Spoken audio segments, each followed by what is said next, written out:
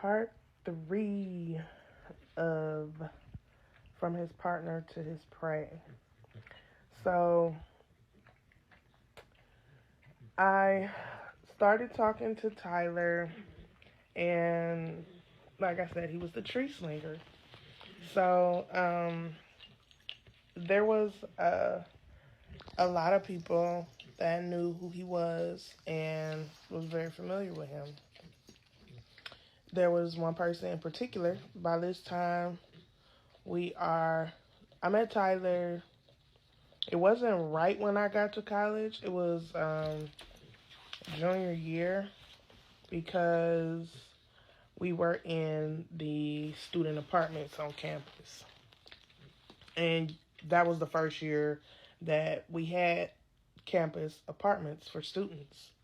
And I was one of the people to get, one of the apartments. And I met Tyler at the end. Matter of fact, it wasn't even junior year, it was senior year.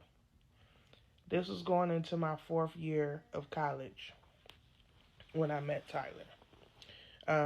Because I had been with my ex prior to Tyler since I was 17. So, no, yeah, since I was 16. So I had been with that guy for a few years. We were engaged. We ended up breaking it off. And like I said, I was telling Tyler all this stuff while I was braiding his hair. And once me and the ex-fiance broke it off, me and Tyler started dating. And the drama started. So the drama really came from one friend in particular. Her and Tyler did not like each other at all. And Tyler, I would have sessions in my room with Tyler and a few friends. So, like I said, Tyler was the tree slinger. So he would bring, you know, some of his items over to my room, and we would indulge. So, my one friend just, it was, I guess, something about him she just did not like. And from that point on, it was just constant animosity between them. It was a constant back and forth. Now, mind you, this friend lives in the apartment that I live in. And the way the apartment was set up, there was like the front door. Once you walk in the front of the apartment, that whole front space was the communal area. So it was the living room, the dining room, the kitchen. On the far left side, you had two bedrooms, and then there was a bathroom outside of the second bedroom. And the same setup was on the far right side of the apartment. So we stayed on the far right side, and every time Tyler would come over and we would have a session, in the beginning I would invite my friend because we friends, you know what I'm saying, and we was doing the same stuff. But as soon as me and Tyler started getting, more serious, it got to be where she was like, I ain't feeling this. I don't want him coming over here. And so, her being my friend, but not really knowing how to help me see what she's seeing, she just started being, you know, different towards me. From what I felt like she was being different towards me. And I guess she probably felt like, I was being different towards her because I'm talking to this dude now. And um, my time was being split between him more, him and what I was doing with him and school and work and stuff, and, not so much her. Which is why I tried to constantly include her in our sessions.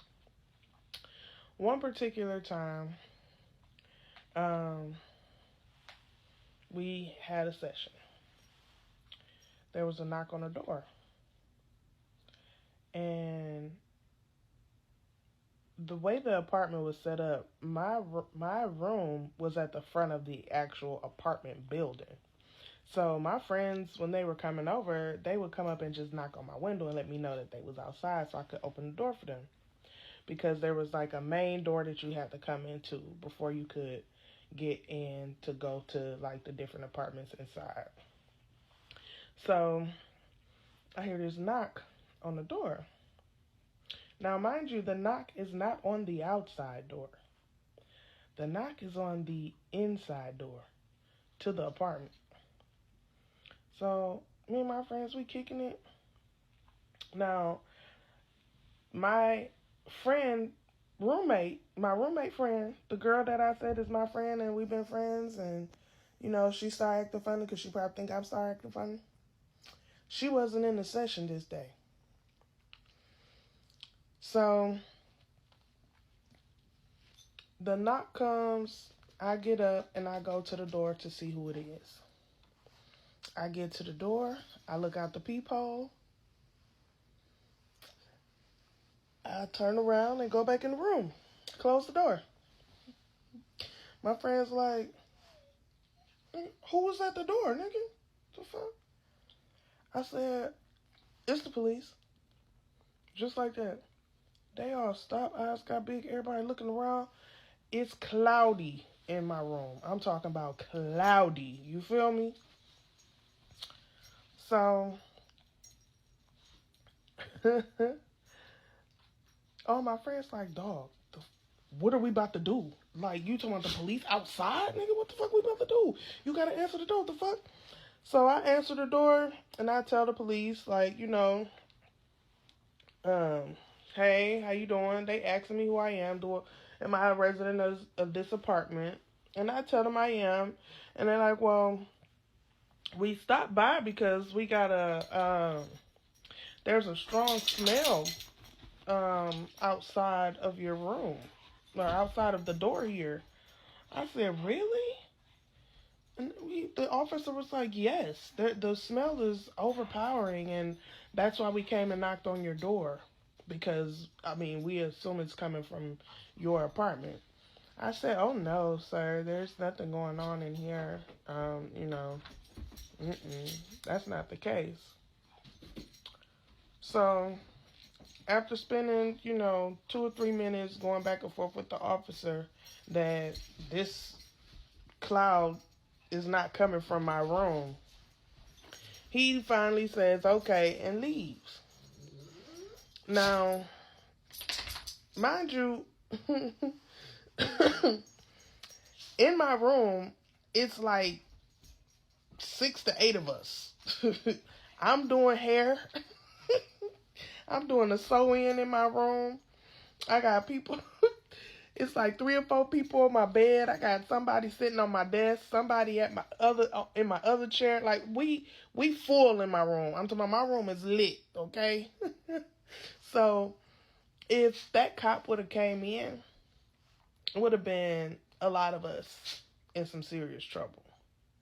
So, woo, we dodged a bullet with that one. So after that incident, it became evident that the relationship between me and my friend was gonna be different, because I found out that she was the one that had something to do with the police coming, and I also found out that it was really because she just didn't like him. She was trying to get rid of him. But in her efforts to try to get rid of him, she was about to do a lot of damage to me too. So after that incident, things just got really weird in the apartment. This was leading into